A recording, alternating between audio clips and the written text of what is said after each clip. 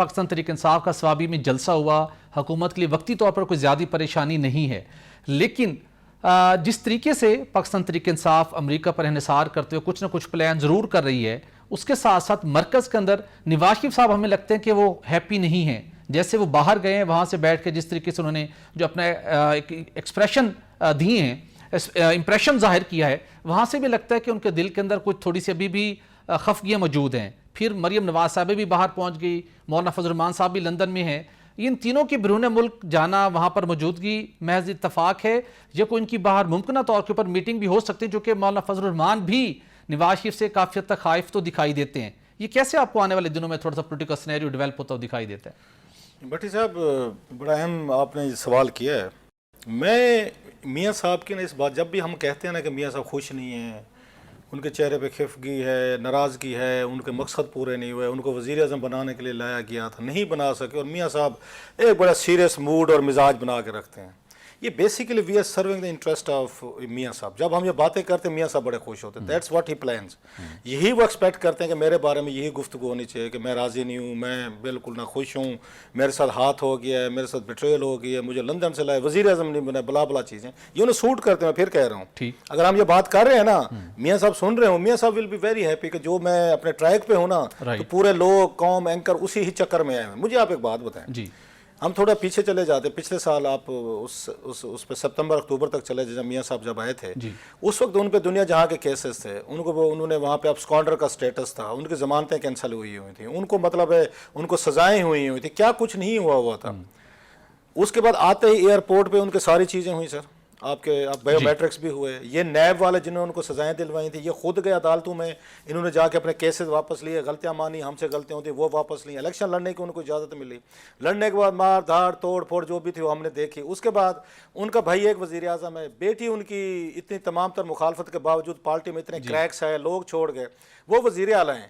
اور خود میاں صاحب از اے فری سٹیزن، دنیا جہاں پھریں، جہاں پہ آ جائیں. اور میاں صاحب ابھی بھی ناراض ہیں. وہ کیا کہتے ہیں، بچے کی جان لو گے کیا؟ مطلب مجھے سمجھ نہیں آ رہی میاں صاحب نے اور کیا کرنا تھا بھئی. اس عمر میں آ کے وزیر اعظم لگ جاتے، پھر بیٹی کا اپنا سیکریفائز کرے. دنیا بھر میں ہر سمجھدار جو بندہ ہے نا، اپنے بعد وہ اچھا ہے برا ہے، اس کی کوشش ہوتی ہے کہ میرا بچہ جو ہے، میرا بیٹا ہو بیٹی ہو جو بھی ہو نا، میری لیگسی کو آگے لے کر چلے.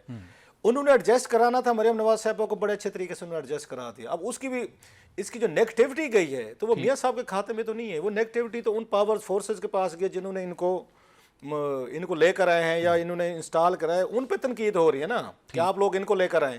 میاں صاحب بھی ان سے ناراض ہیں، عمران خان صاحب بھی ان سے ناراض ہیں، اور پھر خفگی بھی ہے. پھر یار that's a classic act of acting. میں آئی مسٹ سے یہ آسکر وننگ یہ پرفارمنسز ہیں، اور وہ اس بات کو پروپیگیٹ بھی کریں گے کہ جناب ہم بھی کرتے ہیں مل جل کے. سر میاں صاحب نے میرا خیال ہے اپنے وہ کہتے ہیں نا اس پہ حصہ بقدر جسہ، اس سے بہت زیادہ لے لیا ہے اگر مجھ سے پوچھیں. ٹھیک ہے چلیں پھر میاں صاحب تو نا ایک آپ کے مطابق وہ ایک امپریشن ایسا دینا کوشش کر رہے ہیں کہ اندر سے جتنا کچھ وہ چاہتے تھے لے لیا. لیکن مولانا فضل الرحمان صاحب ابھی تک تو خالی ہاتھ ہیں، سپورٹ بھی کر رہے ہیں، پی ٹی آئی کو ساتھ ملا کے پریشر بھی بلڈ کیا ہوا ہے، اور لندن بھی پہنچے ہوئے ہیں.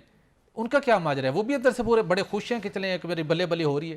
میرا نہیں خیال کہ ان کی کوئی لندن میں ملاقاتیں ہوں گی، کوئی ایسی چیزیں ہیں نہیں جو مطلب ہے کہ اب انہوں نے کیا کرانا ہے ان سے، مولانا فضل الرحمان سے. ابھی انہوں نے کرانی تھی جو اتنی بڑی میسو ترامیم یا ایکٹ آف پارلیمنٹ میں چینجز کرانی تھی، آرمی ایکٹ میں یا کوئی عدالت کے حوالے سے. انہوں نے مولانا صاحب سے ووٹ لیے ہیں. جب ان کو مولانا صاحب کو ضرورت تھی کہ ہم نے ایج لمٹ بڑھانی ہے چیف کو اکوموڈیٹ کرنے کسی اور کو، تو مولانا صاحب نے ساتھ نہیں دیا تھا. ان کا ملٹری کورٹس کے حوالے سے مولانا صاحب نے ساتھ نہیں دیا تھا. ملٹری کورٹس ان کا مسئلہ ہے نا، اسٹیبلشمنٹ کا پرابلم ہے، ان کا تو نہیں ہے. ان کا تو ووٹ پڑے ہیں، یہ تو کہیں کہ جناب مولانا صاحب سے بات کر لیں، ہمیں تو کوئی مسئلہ نہیں، اب چینجز کرا لیں، فیئر انف.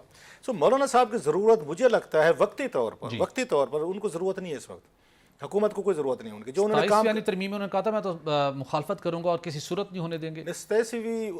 اس میں اینی ترمیم میں اور کیا آنا ہے مجھے سمجھائیں ذرا، کیا مزید کیا کہتے ہیں کہ بہت کچھ ابھی ایسا ہے جو آنا باقی ہے. میں ڈرائے جائیں گے آپ کو، ایسے ڈرے مطلب دو چار میں بتا دیتا ہوں کیا چیزیں ہو سکتی تھیں. ملٹری کورٹ سے سب سے زیادہ مین چیزیں جو تھیں تین تھیں اس پہ. اگر آپ دیکھا جائے ایج لمٹ بڑھانی تھی، اس وقت قاضی صاحب کا مسئلہ چل رہا تھا، قاضی صاحب کو دینا تھا، قاضی صاحب درمیان میں سے ہٹ گئے.